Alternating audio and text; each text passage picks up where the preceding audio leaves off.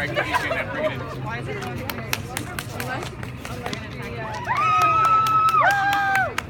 This is my class. Good afternoon. Good afternoon.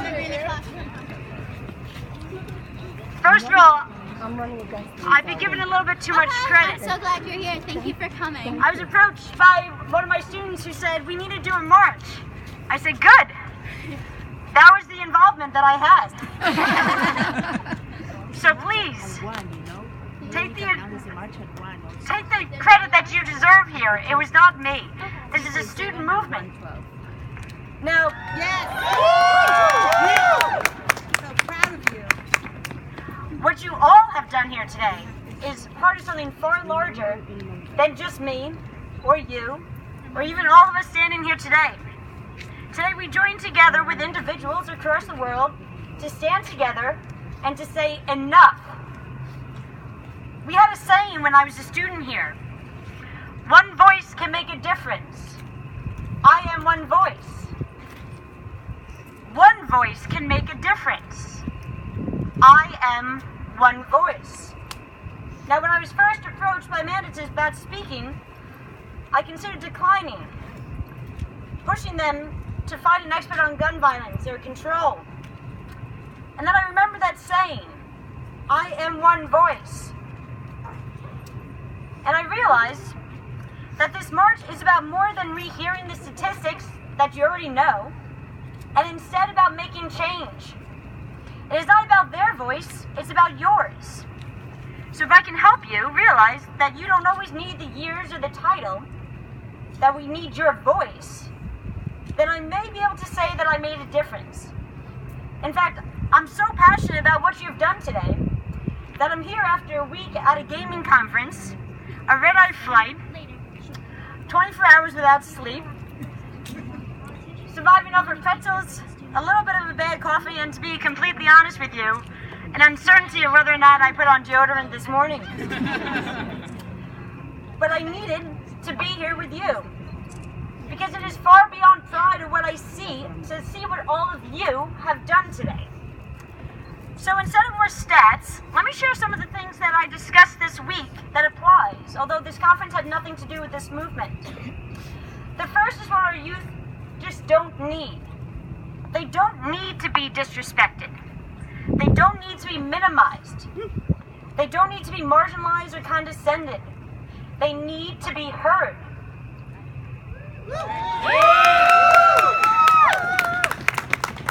In fact, too many of them have been irrevocably silenced. And silence is only forgivable for the dead. It is up for the living to speak out. And like it or not, the world is now listening. So we need your voice now more than ever. We need your experience, your research, your hope.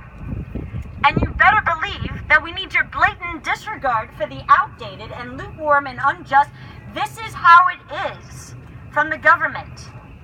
Because it is our government. Now next is the idea of failure. We often think of failure as a bad thing, but in fact, we need to be embracing it.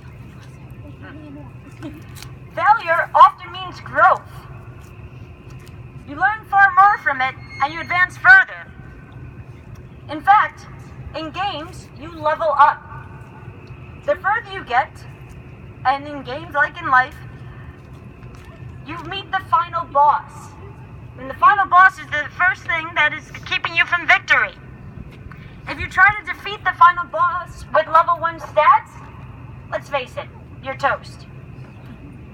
But those experience points that you've earned from going out and failing and trying and failing and trying, whether it's the first time, the second time, or dozens of times, well, next time, you're going to beat that final boss. And I can tell you that this nation, so ready to send our 18-year-olds to war, is not ready for those 18-year-olds to go to the voting booth this November. Nor are they ready for your campaigns, because that is your next task. You need to be involved. History is written by the old, but it is shaped by the young. And in a way I can't properly express, the pride that I feel for all of you today goes far beyond what I could ever actually say. So I'll steal a little bit of Lin-Manuel's words, as he wrote for Hamilton, that pride is not the word I'm looking for, because there's just so much more inside me now looking at all of you. And in addition, it is our children who tell our stories. And as our own youth telling our nation's story right now, so too one day will your children tell your story.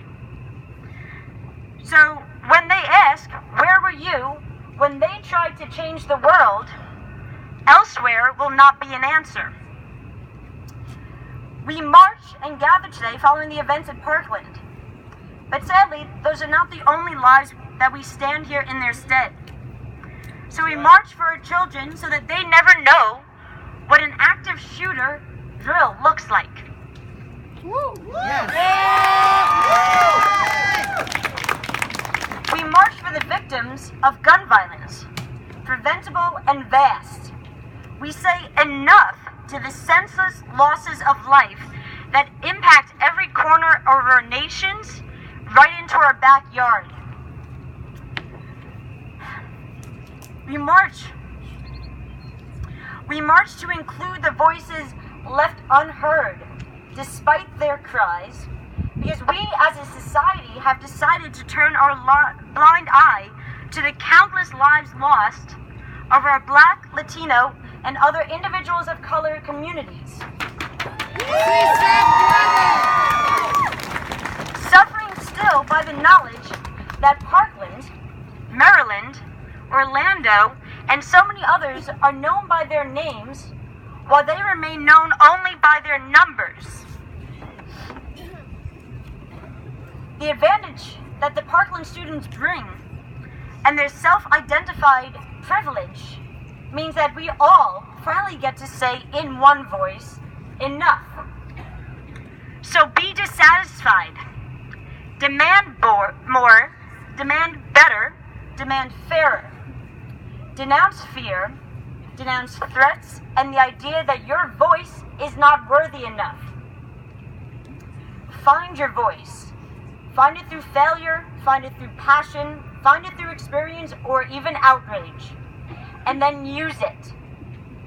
So now let me ask all of you one question. One voice can make a difference. And you are?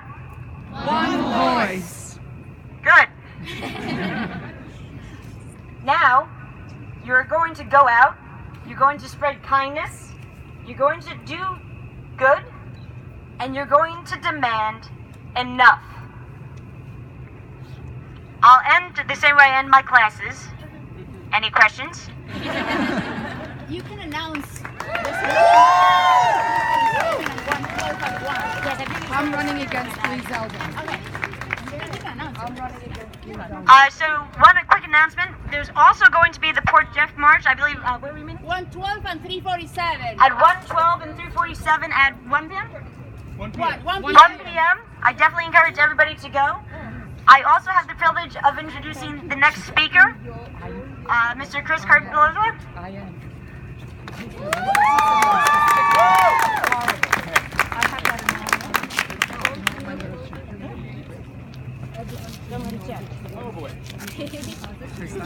Hey everybody, how we doing?